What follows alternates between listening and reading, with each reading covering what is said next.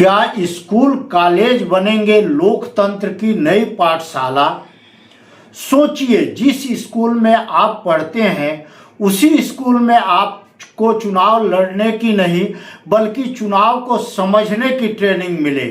मतदाता कौन बनेगा, वोट कैसे डाला जाता है, मतदाता सूची में नाम कैसे जुड़ता है, वोटिंग से लेकर मतगणना तक पूरी प्रक्रिया आखिर कैसे होती है, और सबसे बड़ा सवाल, क्या आने वाली पीढ़ी सिर्फ वोट देगी या चुनावी प्रक्रिया को भी समझेगी? स्वागत है आपका मैं वही खबर नहीं के एक नए एपिसोड में। मैं शशि भूषण। इन्हीं सवालों का जवाब तलाशने के लिए बिहार से एक ऐसी पहल शुरू होने जा रही है जिसका असर आने वाले वर्षों में देश के करोड़ों युवाओं पर पड़ सकता है। बिहार से शुरू होगा इलेक्ट्रॉल लिटरेसी क्लब यानी ELC 2.0 और इसकी खास बात यह है कि इसकी शुरुआत बिहार से होने जा रही है। भारत निर्वाचन आयोग ने स्कूल, कॉलेज और विश्वविद्यालयों को चुनावी जागरूकता का नया केंद्र बनाने की तैयारी शुरू कर दी है। 17 अगस्त 2026 को पटना के ज्ञान भवन में ECI नेट और इसके इलेक्ट्रॉल लिटरेसी क्लब को लेकर एक ट्रेनिंग की शुरुआत की जा रही है जिसमें सारे स्कूलों के हेड और छात्र शामिल होंगे। इस कार्यक्रम की सबसे बड़ी बात है कि भारत के मुख्य निर्वाचन आयुक्त ज्ञानेश कुमार खुद इसमें मुख्य अतिथि के तौर पर शामिल होने के लिए पटना पहुंचे हैं। यानी चुनाव आयोग की नज़र में अब मतदान केंद्र तक नहीं, स्कूल और कॉलेज क्लासरूम तक पहुंचने वाली है। अब सवाल यह है कि आखिर इलेक्ट्रॉल लिटरेसी क्लब है क्या? दरअसल चुनाव आयोग ने वर्ष 2018 में ELC की शुरुआत की थी। उद्देश्य था युवाओं और विद्यार्थियों को लोकतांत्रिक मूल्यों, चुनावी प्रक्रिया और निर्वाचन आयोग की भूमिका से परिचित कराना।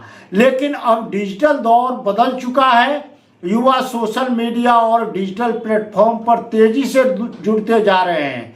इसी को देखते हुए चुनाव आयोग ने ELC को नए स्वरूप में ELC 2.0 के तौर पर तैयार किया है। अब सिर्फ भाषण नहीं, प्रैक्टिकल समझ होगी।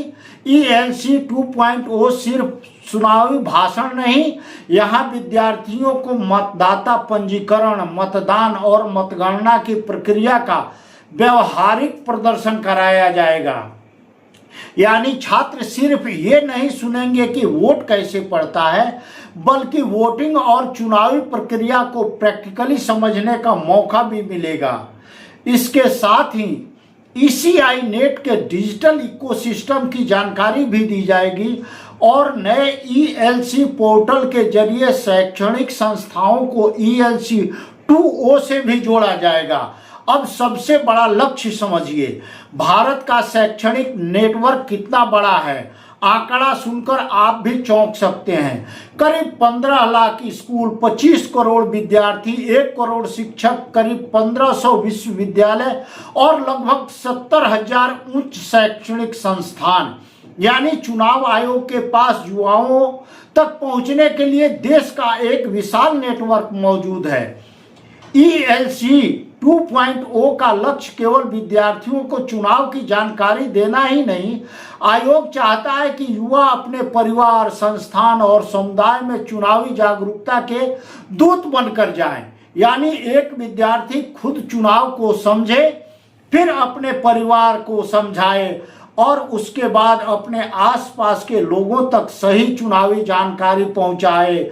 फर्जी अगर कोई जानकारी है तो उसको काटे। इसके लिए ELC रजिस्ट्रेशन एवं ऑनबोर्डिंग पोर्टल विकसित किया गया है जिसे ECI की वेबसाइट और ECI नेट ऐप के माध्यम से उपलब्ध कराया जाएगा। बिहार के लिए यह क्यों महत्वपूर्ण है? बिहार में यह पहल इसलिए भी महत्वपूर्ण है क्योंकि राज्य में बड़ी संख्या में युवा मतदाता हैं और आने वाले वर्षों में चुनावी प्रक्रिया में नई पीढ़ी की भूमिका लगातार बढ़ने वाली है। दिसंबर 2026 तक बिहार के सभी 243 विधानसभा क्षेत्रों में 10-10 स्कूलों और कॉलेजों में ELC को इसमें शामिल करने का लक्ष्य है। यानी यह एक बड़ा टारगेट दिसंबर तक दिया गया है और आयोग का मानना है कि 2029 में होने वाले लोकसभा चुनाव के पहले पूरे भारत में ऐसे क्लबों की स्थापना दे दी जाए जिससे सारे नीचे स्तर तक इसकी जानकारी पहुंच जाए।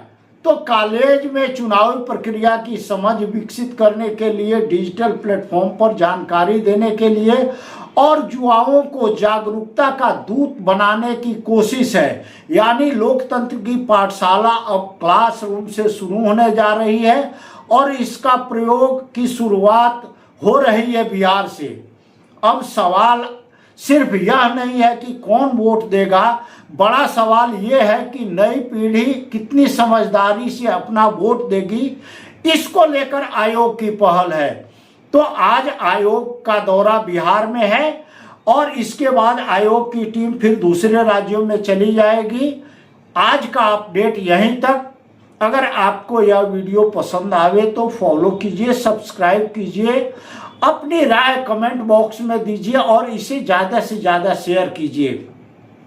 तो धन्यवाद।